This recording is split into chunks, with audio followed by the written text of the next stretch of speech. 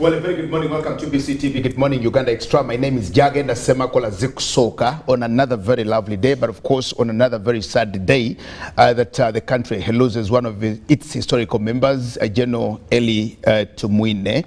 The news coming to us is he's just going to be with the Lord. Of course, there have been speculations about his life and death and all these things, but to the family and of course to the UPDF family, the fraternity and everybody just right there, it's confirmed that General Eli Tumwine is no more. We will remember him, and of course here at UBC we will tell you, we'll give you the details of what is going to happen between now and when the man gets laid to rest. We'll give you the details thereafter. We'll get into the conversation this morning and we'll of course talk about Uganda's tourism sector and what we think needs to be done. Remember when we just went through the COVID pandemic, one of those fragile sectors that got hit terribly by the pandemic was the tourism sector.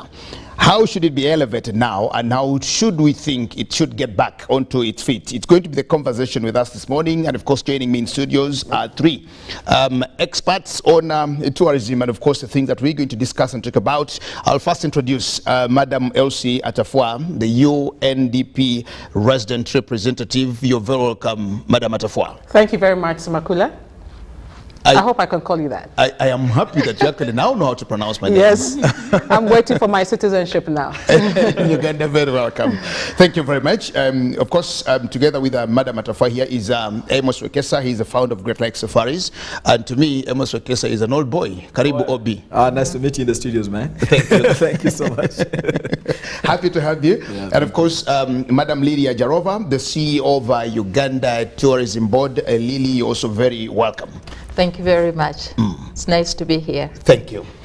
Well, here is where we are, and we want to talk about how Uganda's tourism sector can be elevated, talk about quite a number of things. When we talk tourism, there are several things, and of course the conversation of tourism has been one of those that we think we agree and accept that tourism is an integral part of any development, to the development of any economy, and that's why it is. I'll start with the development partners, UNDP. Why would you think, or why should tourism be very important, especially to a country like Uganda? First of all, let me thank you, Sumakula, for inviting me, and to Morris and all the other friends of UBC. This is the first time I'm coming to the studio, so I'm really blessed. Thank you.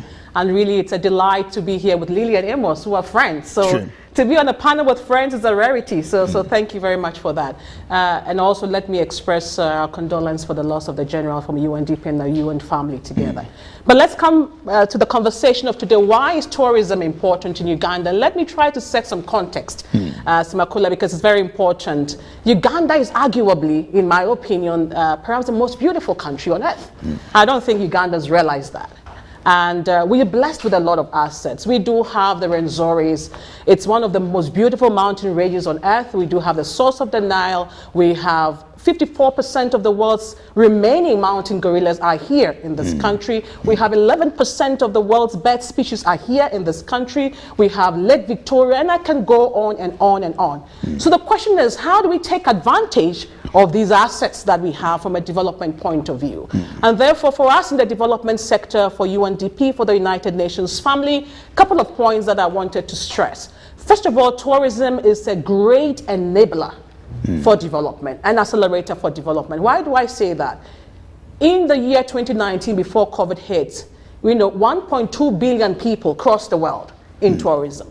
The global GDP on tourism is 10%. Tourism helps about, in terms of job creation, provides 10% of the global jobs in the world. In East Africa alone, community, again, 10% of GDP. So when you look at tourism from the point of view of revenue generation, when you look at tourism from the point of view of job creation, because when somebody comes here to Uganda, they are not just living in Amos's hotel. They must have bought some banana on the road. They rode a car to the place. The driver has something, the banana seller has something, the hotelier has something, the chefs have something, the baristas have something. So when you look at tourism in its totality, it is an enabler for development. And therefore for us, in the context of the NDP 3, Vision 2040, even the Paris Development Model, we see tourism as an anchor for development. The second reason why it's very important to us is post-COVID recovery. Okay. We know that COVID hit, And the fragile, industry, a sector like tourism was badly hit. In the United Nations, we did a study. We estimate that the country could lose about $5 billion. From 2021 to 2025 if we don't do anything about it. We saw the jobs that have been lost. I mean, you retained some of yours, Amos, but most people had to let people go. And so we saw that before COVID hit, this country, we were generating 7.7% of GDP from tourism. We're creating close to 700,000 jobs directly from tourism. So how do we help a country to recover? So our investment in tourism, and you can see a lot of the things that we are doing with the Uganda Tourism Board, the ministry, private sector actors such as Amos and Robert and others, is to help recover the industry and to build back in a very powerful and resilient way, including focusing on domestic tourism. The third reason why it is important for us is that Uganda and Africa is the youngest continent on earth. Uganda is one of the youngest countries in the world. I think we after Niger and Mali. We cannot talk about job creation when we can create opportunities for young people. And I see tourism as one that a young person who came to my office the other day talked about rural futurism. In other words, we can turn rural economies around by just creating jobs. And when I went to Bunyoni the last time, and I think I was telling Amos and Lily, I saw a young, beautiful Ugandan, and I thought, oh my God, this is a very beautiful space that we could do something with. Do you see the potential? You must be very happy being here. She just looked at me and said, yeah.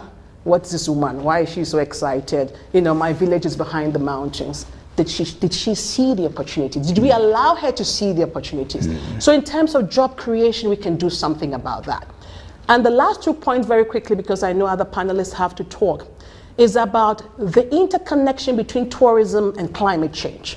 Tourism and biodiversity conservation, tourism and addressing issues that support ecosystem services. What am I saying? If you look at the Rwenzori and the glaciers, and I'm glad we're just talking about it before the panel started. It snowed 2 weeks ago. Now, if we start deforesting some of these places, the glaciers will go, and when the glaciers go, we know that the water there, the glaciers and the snow and everything provide water to the downstream communities. And in fact, people say the true source of the Nile is on the Rwenzori. What am I saying? As we promote tourism, we are also promoting climate change adaptation. Okay. We are also promoting biodiversity conservation. How do we protect the trees? How do we protect the species? How do we protect what really is important to us? So when we are drinking water, the water is coming from a forested source that is also promoting tourism. Okay. So in many ways, there's a lot of things that we can talk about. But finally, in terms of what can be done, I just wanted to focus finally on the Africa Free Trade Continental Area Agreement. This is an agreement that was signed by leaders, and our president, His Excellency the President, signed off on that agreement. What does the agreement say? The agreement is saying that African countries need to trade amongst themselves because we only trade 13.3% as Africans, which is a shame. Now, trade is not only about trade in agriculture, goods and services. Trade is also about tourism. How do we position Uganda's tourism so that the Ghanaian brothers and sisters will come here, the Nigerians will come here, the Botswana colleagues will come here, that we position tourism as one of the products that we are going to sell under the AFCFTA. Thank you very much, Madam Atafua. And you see, the passion, the knowledge that you have about Uganda is what many Ugandans actually do not have. And I don't know whether they see Uganda the way you see Uganda. It's just amazing. Lily, come to this now. We just had the COVID shocks, and after now trying to recover from COVID, trying to recover from the pandemic, we're getting hit by the economic crisis again. We're finding problems, this and that, and all the things. And I'm only thinking, all these, of course, don't augur well with the industry that you think for, that you look to, that you run or manage, and that's the tourism industry. What do you think needs to be done? Trying to recover from COVID, but yet again, we're hit by the economic crisis. What needs to be done, and how do you think we can leverage on all the things in the tourism industry, for example?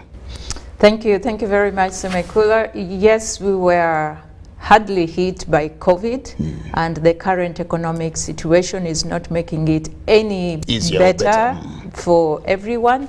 However, there are things that we need to really get done, and we are getting done. A number of initiatives are being taken by government in partnership with the private sector. We all know that the tourism sector is government-led but private sector-driven, and that's why even sitting in a panel like now, it can't just be government only or developmental partner. The private sector have to be there.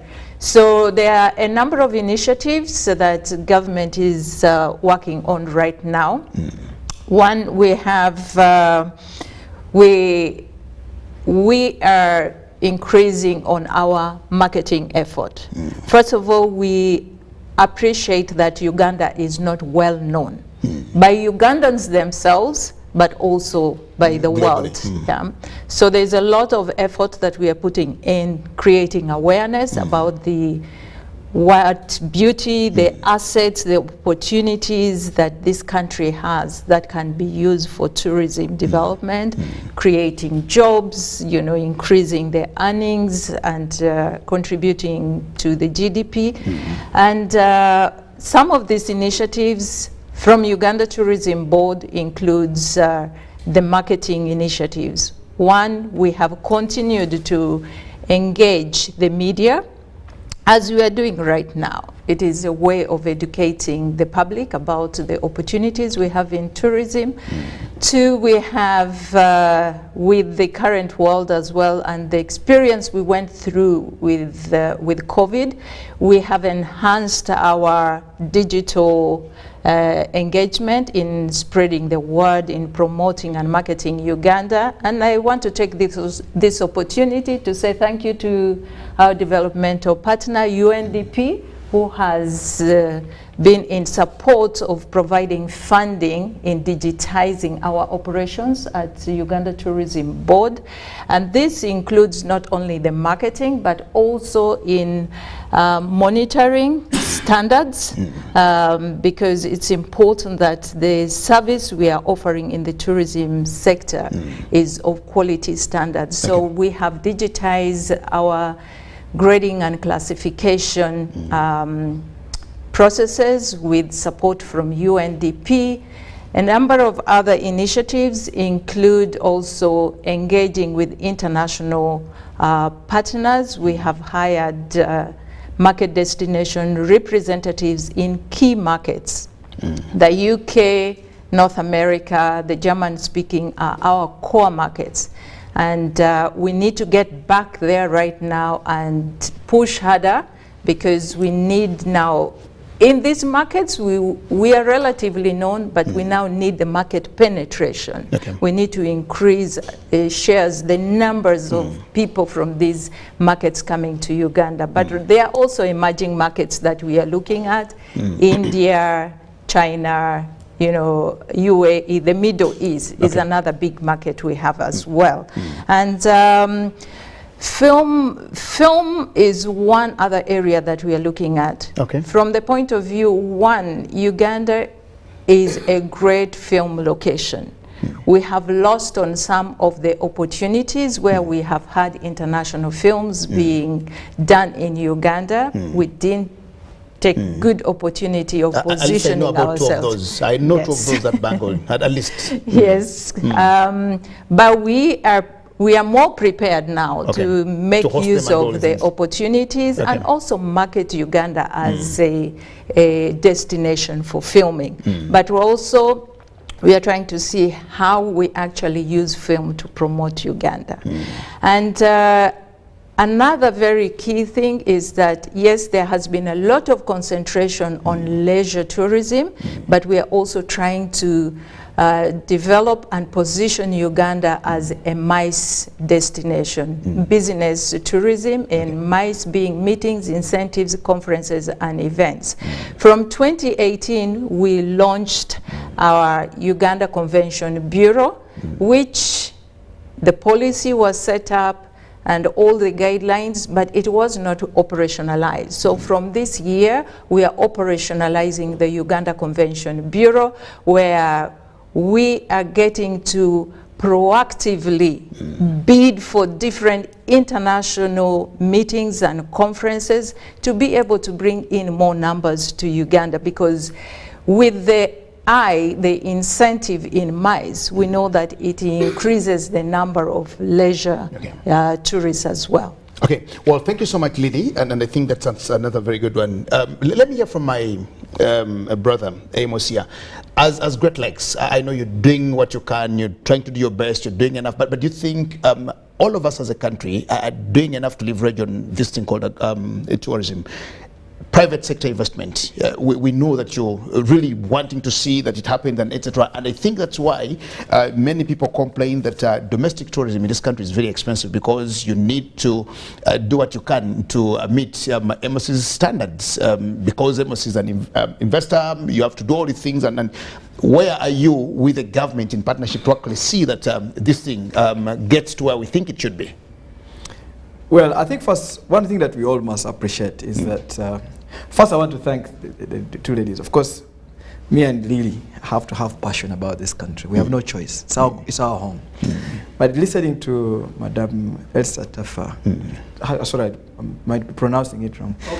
Yes, it's very annoying that I wish every Ugandan had the same passion. And the knowledge. Same dream. I'm thinking about, she's from Ghana. But the amount of passion she has for this country, the knowledge base is fantastic. I mean, I wish our leaders, our politicians who are listening in, speak like her about this country, engage Ugandans like her, like she's doing about this country. The reality is that our potential is massive as a country. We all know that. Now, I must say that as far as tourism is concerned, we have not even tapped into 1% of our potential. And I tell people, if you want to know that we have not tapped into 1% of our potential, just go to Lake Victoria, which is 6-8 kilometers from where we're sitting here. Empty, no cruise, nothing. We're not making any money from it. There's nothing. And this is the world's largest tropical lake and the second freshwater lake in the world, generally speaking. It's just evidence of what we're not doing as a people. Now, as far as tourism is concerned, we're seeing a bit of knowledge trickling down to the population. We're also seeing a lot of young people coming in with very innovative ways in which to tap into the tourism, especially young educated people, because tourism for many years was left for people like myself who didn't like school, who failed, and it's very tough for people like us, because at the end of the day, you struggle so hard for you to come off as an Amos, for example. A lot of people fail at a certain level, but a certain level of education helps in terms of understanding trends and reading and pushing, because you need knowledge. Tourists are professors, are doctors. You have to have ability to interact with those guys. So young people are coming up with innovative ways in which they can grow tourism. They have also come up with innovative ways in which to do domestic tourism. They have a lot of during the COVID time, a lot of the young people came up with small packages from across the country. Yes, we may say that accommodations are expensive. Who's going to build accommodations? It's you and I. We can sit here and complain from morning until evening. If you, the Ugandan who is listening, is not willing to put in the resources, not willing to put in the time, no one else is going to build it for us. Because we always sit here thinking foreigners are going to come and save us. No, it is me and you who is listening that are going to save this country. Wake up every morning, think, what can I do on Lake Victoria? What can I do with the source of the Nile? What can I do in Queen Elizabeth National Park? But that said, our rooms are very few. If you look at Masai Mara alone, Masai Mara by the end of this year will have 5,000 rooms. That in Kenya. If you compare with our 22 national parks and game reserves combined, we have less than 1,200 rooms inside those national parks. In the 22 national parks. Absolutely. And then also, those also indicates about the bigger picture. East Africa has got 120,000 rooms. 80% are in Kenya. 80%. The next highest is in Tanzania. And now, Rwanda has even more chains of hotels than we do. We're here talking good English, but the reality is that we're still very behind. So we need to wake up as Ugandans and start thinking in that direction. Where are we actually going? I was looking at stats, current stats of weekly flights, just within the region. Our number one trading partner is actually Kenya. Now, the flights between Nairobi and Mombasa are 122 per week. The flights between Nairobi and Kisumu are 51 flights per week. And that's now, the flights between Nairobi and Entebbe are 53. That shows you how... Fewer than those within Nairobi and Kisumu. Jomo Kenyatta and Kisumu International. Yeah, it's less than 50% of the flights between Nairobi and Mombasa. That's how terrible it is. So, and yet we have a national carrier. A national carrier, of course, is supposed to enhance travel between the two countries. We need to have a serious marketing strategy in Kenya. We need to have more flights between us and Kenya, bringing Kenyans to come and spend money. Madam at first said something very interesting. She talked about inter-Africa trade. Intra-Africa trade must improve. If you look at the statistics, right now we are about 180 million Africans traveling within Africa. By 2032, there will be 300 million Africans traveling within Africa. In fact, that also helps in informing, if for example, Uganda Airlines was starting to understand where is the travel going to be. And then we also start understanding how do we position ourselves in marketing, who are going to be the people spending within Africa itself. And I like the fact that UNDP is helping in people trying to educate them on this particular topic. So for us as Ugandans, we have to wake up and be very serious about this country, because we have big challenges. Our population, we're producing 1.5 million Ugandans every single year. Those 1.5 million Ugandans every single year will need opportunities. And if we don't wake up and be serious, we're going to be in trouble. Now, if you look at, when you think about a smaller picture, you must also be thinking about a bigger picture. Investment follows opportunities. Government must play its role. Government must invest in marketing the country. Look at Rwanda with Arsenal. The moment Rwanda invested in Arsenal, the first year they had 21% growth of tourism. This year, this is Rwanda. This year alone, they've had 490% growth of their conferencing business. They have more chains of hotels than Uganda does. Yeah, and we must wake up. This year in 2022, the world is going to earn $9.6 trillion from tourism worldwide. By 2032, the world is going to earn close to $16 trillion. Now we should be sitting here and saying, if the world is going to earn $16 trillion, how does Uganda make $10 billion from tourism? Where do we put the money? And Madam Atafa mentioned extremely something very nice for us to understand. A lot of people used to think tourism is about the Wekesas. It's not about me. It is you, the Ugandan, who sits and says, how do I tap into the tourism chain? Now she's explained to you that when a tourist arrives in Entebbe, you know, there is parking fee. There is a visa that you pay for. Wekesa sends a driver. That driver stays in the communities, earns something. They take the driver takes goes to a petrol station. Petrol station earns something. The owners of petrol station pay guys. When you reach a hotel, just one plate of food is onion supplier, tomato suppliers. You know, the chain is massive.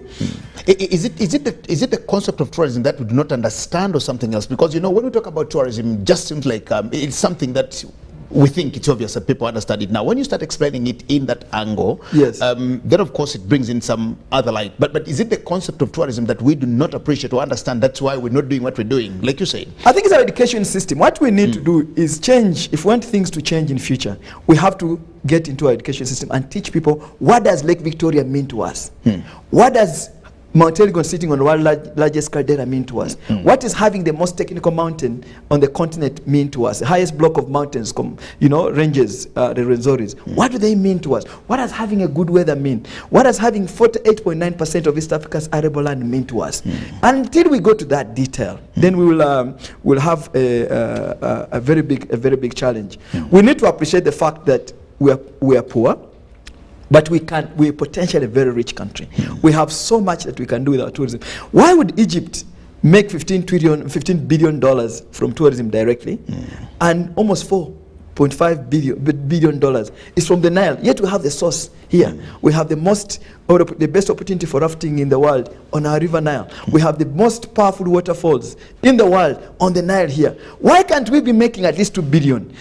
That's the thinking that we need to be putting in. Why aren't we making that money, Lily? I just want to add to the conversation on this. I think it's we have had the mentality to think that tourism is about visiting the national parks. Yeah, that's yes. And this narrative has to change. We need to educate our people to understand that tourism as a sector actually cuts across all the other sectors. It's not just going to the park. It's not just about wildlife. Yeah, there's agro-tourism, there's cultural tourism. You know, the landscape across the country can all be developed for tourism. So this is one point that Ugandans need to appreciate. It is not, tourism is not just about wildlife. We have everything around us. We can develop them for tourism. The culture that we have in this country, the food that we have, because in every district, every tribe in this country, the different regions, we have different delicacies. That alone is a tourism product in itself. So it's one, yes, I want to appreciate that it's lack of knowledge, it's lack of appreciation, and I think that's what we are all trying to do here, by even being here, talking to the Ugandans, to get them to understand, provide this information that the opportunity is available. Thank you very much. Madam Elsie, pick it up from where Lily leaves it here, and she brings in something very important now, the cultural bit of it. Like you said, ideally we used to think tourism is about going to the zoo and the parks and, you know, go to the lakes and rivers and do all the things, but there's also culture, and I know that UNDP is doing something especially with the Kingdom of Toro, the cultural things, and we have all these. We have so many cultures in this country, we have cultural leaders, we have cultures, we have all lots of things that we keep celebrating differently. How should we leverage on culture and also market it as our potential, that people elsewhere can actually say, I am going to Uganda because I want to tap into this culture and see what happens there? So thank you very much, Semakula, and let me perhaps, before coming to the culture question, just build on a bit on what Amos and Lily said when you talked about we are poor. I think poverty is not only when it's in our pockets, it's also that it's in our mind. In our mind, yes. And I think we need to stretch our imagination and to see the potential, because it's a paradox that we have all it takes to be where we have to be as Africans, and yet still we are not there. And I think that's what we have to challenge. And when I went to Costa Rica once, I think I told Amos and Lily about the same. The hotel I stayed was, they were marketing the cock crowing as part of the brand. When you come, you hear the cock crow. I'm thinking, how many cocks are crowing in Africa? In our neighborhood, we hear them. Did anybody say you come to Africa and you hear the cock crow? We don't even sell that because we don't see it. And so the poverty is also that we stretch our imagination, begin to see the potential thereof. And that links me back to the question around then culture tourism and the products that we are developing. One of the things that we are doing is, you know, building all kinds of partnerships now. And partnerships is the way. And the cultural kingdoms is one that we are penetrating into, and we want to thank His Majesty Oyo for really partnering with us, UNDP, and certainly with UTB, the ministry, and private sector actors.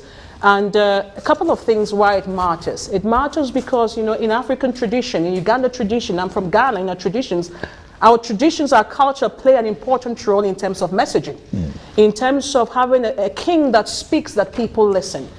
And listen to what? Listen to the power of tourism, the power of climate change adaptation, the power of doing something with the resources that we have. And two of the things, or three of the things that we have done recently with the Toro Kingdom is on product development, where we worked on this Kyoto Hampango last year. And now that the Kyoto Hampango was really not only about the king's coronation, but also using that to sell the Rwenzori region as a whole. We had royal, I mean, the king took us around. We were in Chibale together, you know, the royal tours. We went to Sempaya, you know, Springs. We did a couple of things together. We had business clinics for young people in the kingdom to say these are the potentials that you can be able to do. So in many ways, you know, that is one of the partnerships that we are investing in. Recently, as you may know, Semakula, we also sponsored the expedition by the king to the Rwenzoris. This was in partnership with UTB and the kingdom. And that was very powerful in many ways because when the king went up and summited, he summited for a message in terms of the Uganda's potential for tourism. Sure. And we had some of the National Geographic colleagues as well documenting the story. And the story is one that would position and will help to position Uganda. And therefore we are seeing how we can use cultural tourism. We are beginning to see other chiefs and kings come to us now to say, hey, what can you do with that? And I think that's the trend to go. I know we will be with, and I'm sure that Amos will talk about it. We're going to do the Rwenzori Marathon as well in a few days' time. It will be the inaugural one, a very powerful one, because we know that Kilimanjaro attracts 65,000 people in a year. And therefore, again, using the assets in the region to be able to position tourists. So this is just one of the many things that we are doing. But also importantly, we are also supporting not only the culture part of it, we're also looking at the innovation part of it and the digitalization part of it. So for example, we have these young people who came to us who said, not everybody can come to the Toro Kingdom or the Rwenzoris. we want to develop an app. We want to develop some, web tools, and therefore we are associating the innovations to some of these cultural products as well, so that somebody who sits in other spaces who may not be able to come to a beautiful country here, Uganda, would be able to visualize how the Rwenzoris look like, how the crater lakes look like. And for many of us, including myself, until I came to Uganda, I had never seen a crater lake in my life. And you have, 52 of them in just the neighborhood, Toro region alone. So we invite other kingdoms, we invite other partners to really see that potential. And I think our investment with the Toro Kingdom is just one of the many things that we want to do with culture. Okay, well, thank you very much. Lily, on the part of government, are they doing enough? Because it normally comes back to finance issues, budgeting, etc. When we get into that, we say priorities, and I'm trying to set our priorities right. Of course, like you said, when you look at NDP3, when you look at Vision 2040, when you look at all these other things, the Vision 2063 of the African Union, all of these things actually are put in there. And when we talk about this, but of course, our priorities, we talk about tourism, but we do not think like, or we don't seem to be putting there enough. From your angle, do you think we are doing enough? When you hear statistics or the numbers that Amos here is giving, and you keep wondering and saying, then when shall we actually even get there? You look at Uganda, for example, we have only one international airport, except the one that is in Kabale coming on. You go to Rwanda, they're building another, will say something. The one that is coming on. Exactly. And it's just about 25 kilometers from the Kanombe that we know. Go to Kenya, go to Tanzania, go elsewhere. And you keep asking yourself questions. The conversation in the media now is even about the airline and how it's being run. And then you're thinking, where does that pitch a tourism when even the national carrier, that is hardly 3 years here, has had these, it has more challenges than the opportunities that we should be getting from it. How does that mirror into tourism that you live with every day? Thank you for that. From the government point of view, I believe that one thing we need to appreciate is where we are coming from. For a very long time, tourism was not a priority in the policy documents. So from the NDP 1, tourism started appearing in the policy documents. And for me, that is a way forward, because working with government, if the sector is not prioritized in the policy documents, then you can never get anything done. So from that point of view, we appreciate that government has now included tourism in the policy document and prioritizing it as a key sector. To the infrastructural development, I think we also need to appreciate where we are coming from. The roads have greatly improved, from more than 10 years ago. It was worse than what it is.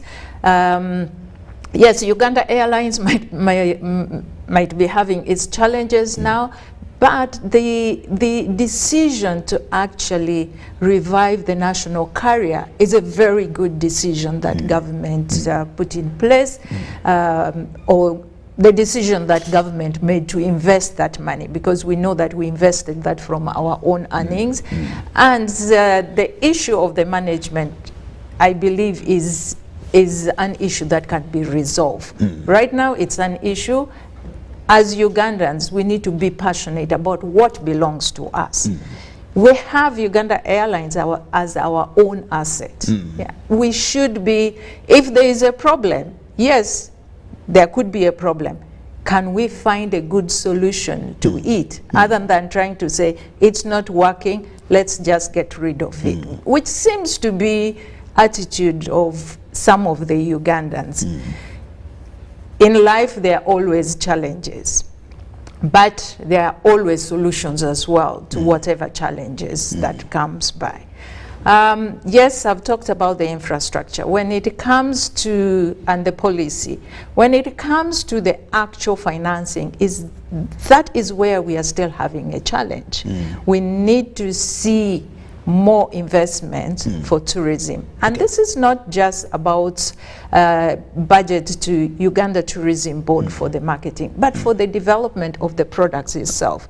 Having a product as the source of the Nile, the source of the longest river in the world, And as already mentioned, Egypt is depending on the Nile. That's why they have problems with the God.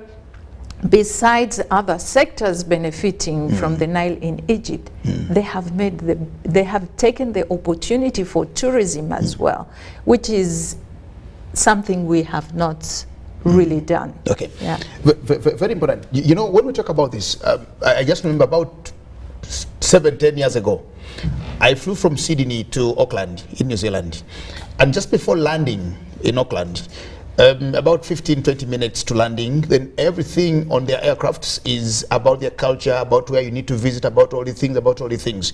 The moment you get into Auckland International Airport, then you start seeing culture, the Maori, the Kiwi people, and all the things, and you know, things that interest you to actually say, I'm in New Zealand and I must see all the things. They have to take you to all the things. The entry port, the moment you get into the country, then you start seeing tourism. When you come to Uganda, tourism is that bank, that telecom company, that ATM thing, which we not even own, you know. And when you go to Kenya, Masai Mara and all the things, but when you come to Uganda, it is that telecom company and that bank and you know, and you wonder, is this, you know, you being ushered into a country, how should we leverage now? It's you, Ndugu Amos. That kind of marketing, that somebody comes and says, oh, I'm attending a conference in Kampala, but I must also be part of this. I am coming to attend a church conference in Namirembe or Rubaga or whatever, but I also must go and see, what are these things that should welcome us to a country? No, I think I like what you're trying to say. One, a few things that's mentioned, right? There are things that we put a lot of efforts in as a country. Unfortunately for us, they are consumptives.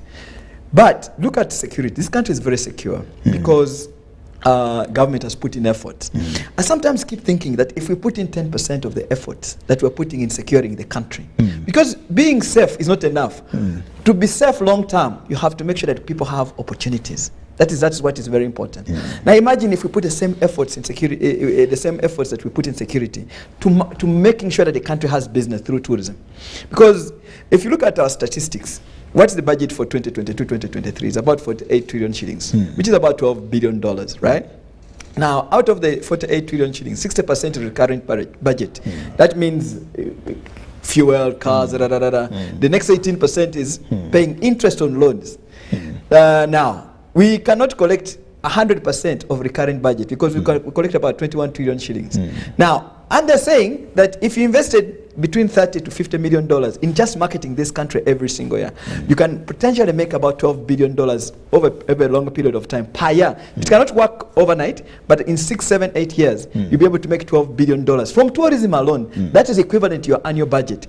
Now, what should we do in order to explain to the Minister of Finance and say, guys, this is, as you think about consumption, think about earning as well as a people. That's why I find it extremely very, very difficult. But also positioning of a country. I know, yes, we need to do the products. Why is the source of the Nile, for example, looking as started as it is?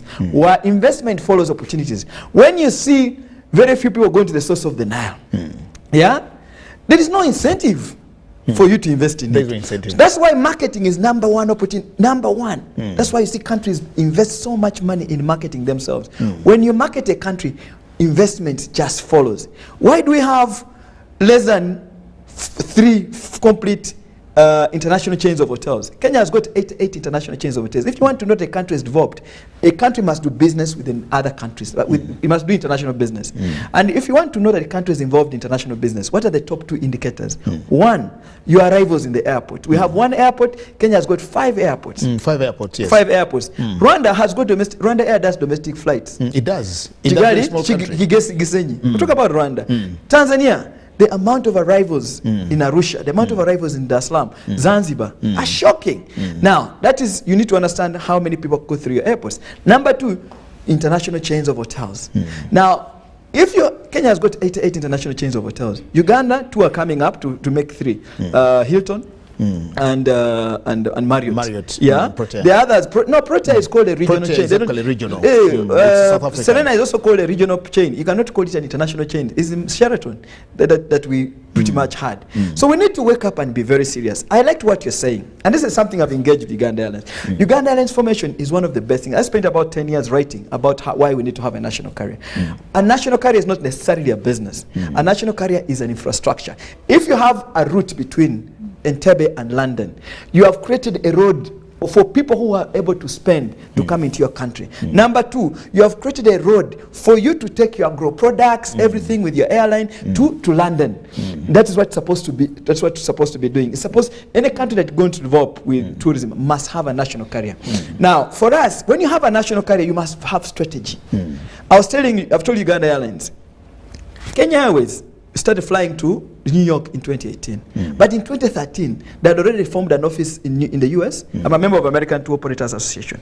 From 2013, you'd find these Americans walking around telling people Kenya is going to be flying from New York Marketing to Nairobi. it. Yeah, for 5 years, 6 years, they were marketing it. Rwanda Air has not started even flying to New York, but they started marketing that route, Kigali, New York, in 2013. Every single year, she's here, she can tell you, we've been to American Tour Operators. Now, for us, we're saying we're going to go to London in November. No one in the UK knows that Uganda Airlines is coming. There's no strategy. Then the next thing we hear, even the managers are incompetent, then you start wondering and say, okay, what's going to happen? That is where the problem comes in. You have to have conditions under which we work. Spending $400 million in buying infrastructure for Uganda Airlines is a very good thing. But you need to have minimum of 10% invested in marketing and positioning the same product. Okay, our time is running out. Let me hear from Lily here.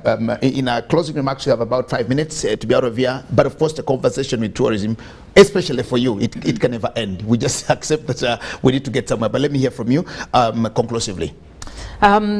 Thank you very much for this opportunity. Definitely we need to have more time and engage more. I would like to say where we are now, we need to rethink our tourism, which also is the theme for World Tourism Day this year, rethinking tourism, because tourism is inspirational, is transformational.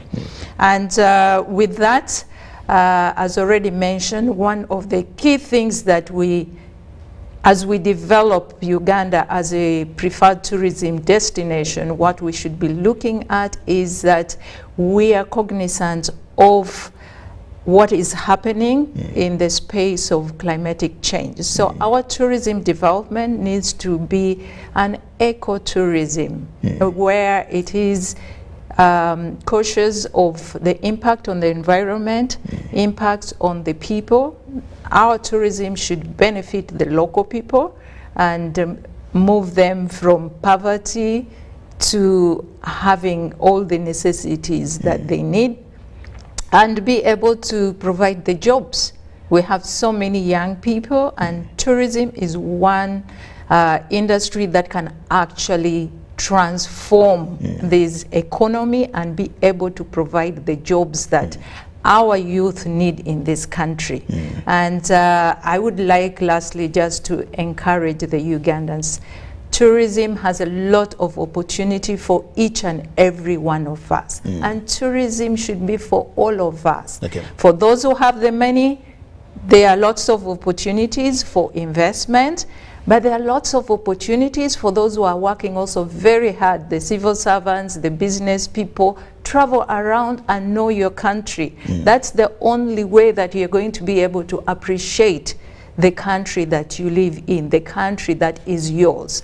We are seeing people failing to appreciate their country because they have never been out of the local environment that they live on day-to-day basis. So I encourage all Ugandans, please get to know your country, and you're not going to get to know it properly by just reading. Travel, have the experience. And those who have the money, tourism is the best sector for you to invest in.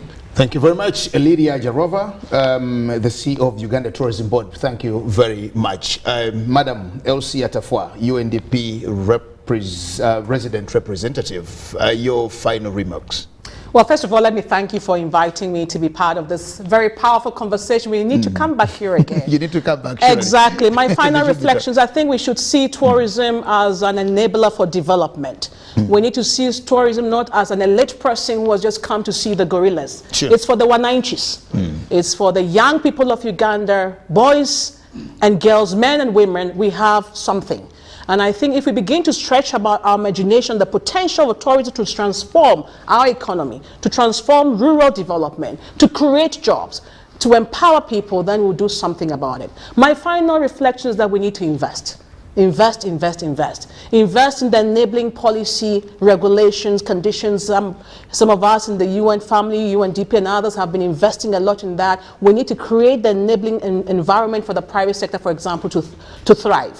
We need to invest in skilling. We cannot talk about tourism when we go to a hotel and it takes 2 hours to get the food on the table. They will not come back again. How do we empower young people through skilling? We need to be able to do some of these things at scale, at scale.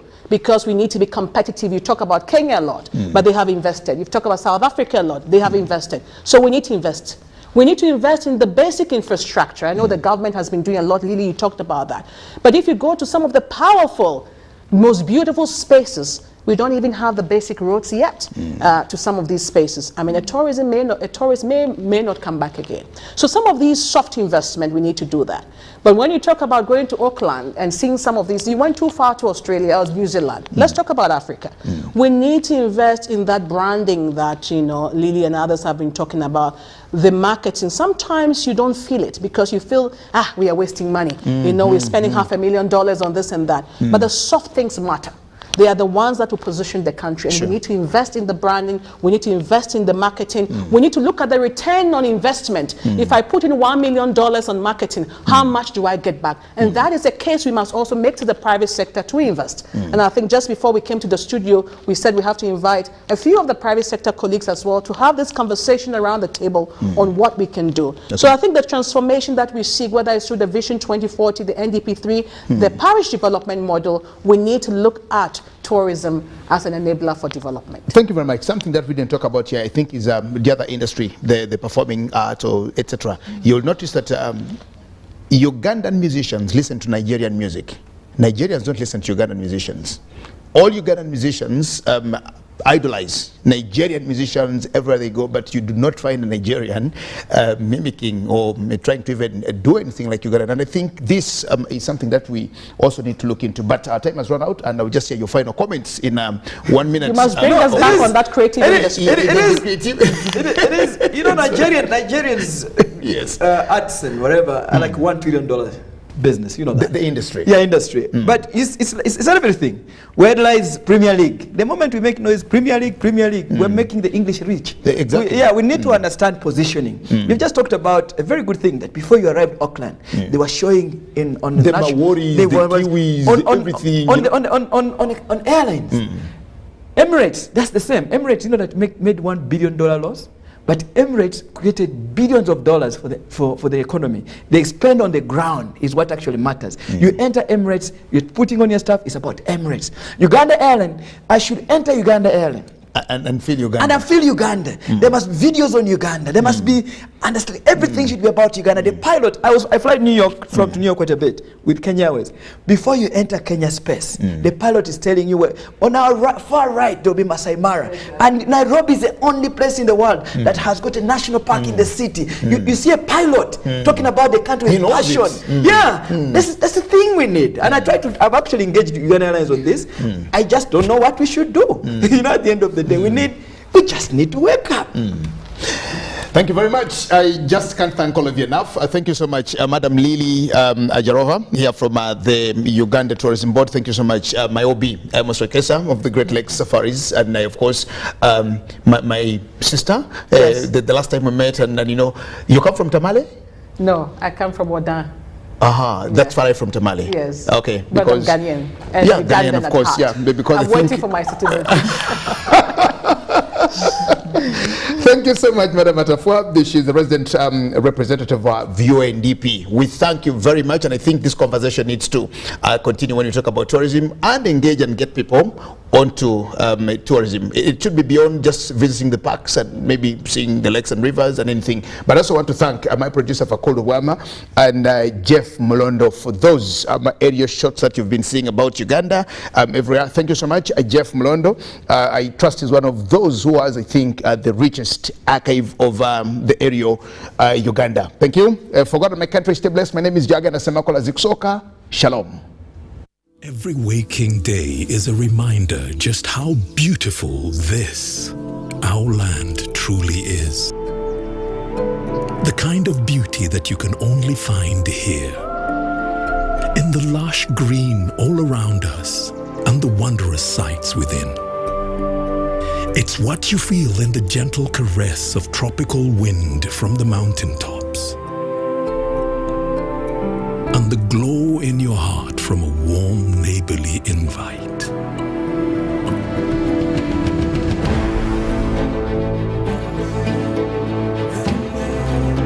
It's in the distinct aroma of our cooking to the taste of food that takes you on a journey.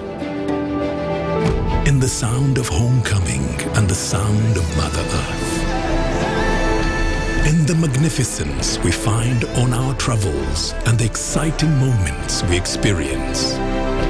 Ours is the kind of beauty that comes in all things big and small. All we have to do is awaken our senses and truly enjoy what's uniquely ours.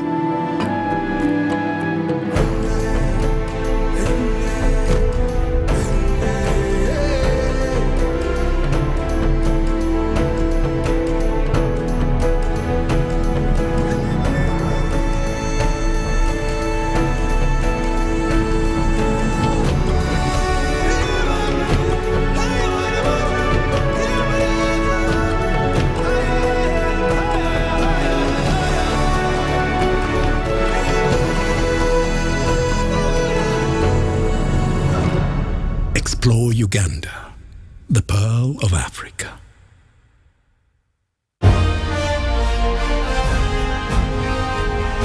Live from UBC Studios in Kampala, this is Good Morning Uganda Extra.